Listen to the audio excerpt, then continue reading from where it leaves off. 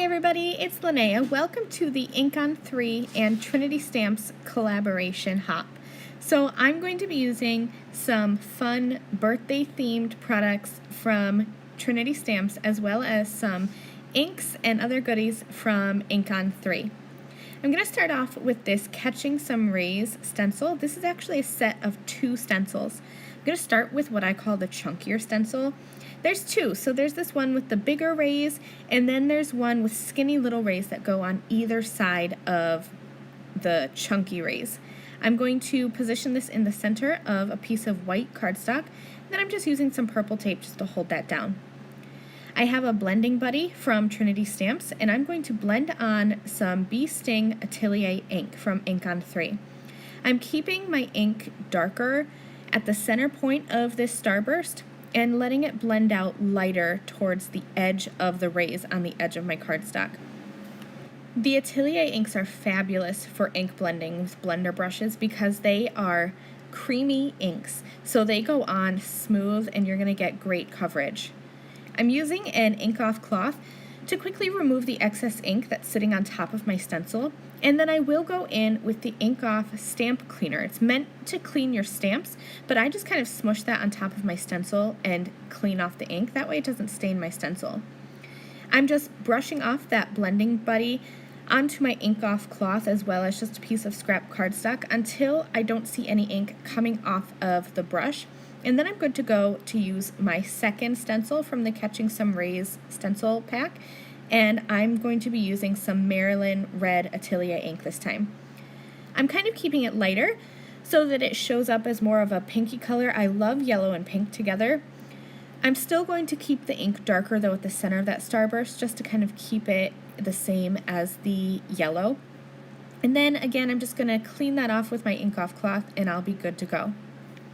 I'm stamping from the Sweet Surprise stamp set. I'm using my Blackout Detail ink from InkOn3. I love this ink. Check out how dark and crisp this ink is. And then I'm just going to use, this is that ink off stamp cleaner. It comes in a little pad and all you have to do is just tap it onto your stamp and clean it right off. And like I said, I use it for my stencils too. I'm going to stamp a sentiment onto some white cardstock. I'm using my Blackout Detail ink again because this is perfect for stamping sentiments. Let's do some Copic coloring for this cupcake.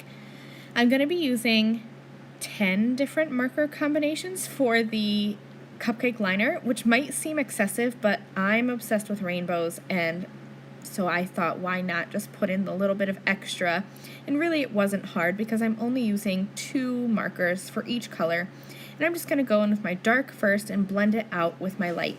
It's very easy, and I sped this up so that you could see all of my color combinations, but in real life, like, you know, this is sped up, but in real life it didn't take very long either because it's very easy coloring, like I said.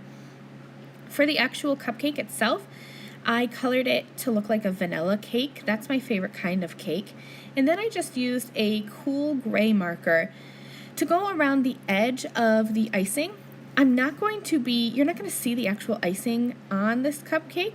I'm going to be cutting it out. Here's my scissors. Don't panic. I kind of just pierce the center, and then that just allows me to get my scissors underneath that cardstock so that I can go and trim around the inside edge of this cupcake so I can make a shaker card out of this cupcake. Once I have the inside cut out, I'm also going to go around the outside edge with my scissors, and I'm going to have a little cupcake cut out here with the inside cut out. Let's make this into a shaker now. So I'm going to start by adding my acetate at the back of this cupcake. So I'm using some skinny double-sided adhesive. This is strong adhesive so that I know my shaker's not going to fall apart. And I'm just going around where I have that little, the outside edge cut out of my cupcake.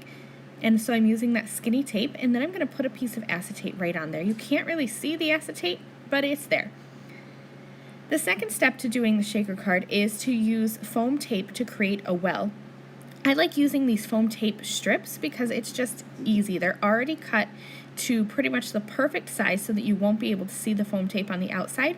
And I find it easiest, whether using these strips or any other kind of foam tape, to remove both sides of the backing. Removing both sides of the backing allows me to easily curve these foam tape strips around that kind of outer edge of the cupcake so that I can complete the perfect well. Because you don't want your little shaker bits to be falling out, so you need that to be completely sealed up. So once I have my foam tape on, I'm going to add some of these little sprinkles from Trinity Stamps. They have so many little sprinkle and shaker bits on their website. These ones happen to be the carousel cupcake sprinkles. I thought that these would match perfectly with my cupcake liner. I cut out a second cupcake from that Sweet Surprise stamp set and just colored the background with those, they're actually earth brown markers, but they're kind of like a nice little vanilla-y color. And I just added some color to that second cupcake so that I could have some color in the background. And then I added that right behind my cupcake that I colored and just trimmed away any excess that was showing. Now it's time to start completing the card. It's very simple from here on out. I have that stamped sentiment that I stamped earlier. I trimmed that down into a strip, and then I'm just going to flag the ends. And I do that by cutting up the center and then from the outside edge to that center point of that cut. Very easy to do. I'm going to be using some liquid pixie dust. I keep this in a fine detail water brush from InkOn3, and I'm just going to brush over all of those rays as well as the cupcake liner and the cupcake. And that's it for my card. I hope you enjoy this collaboration between InkOn3 and Trinity Stamps. Thanks so much for watching. I will see you guys again soon. Bye!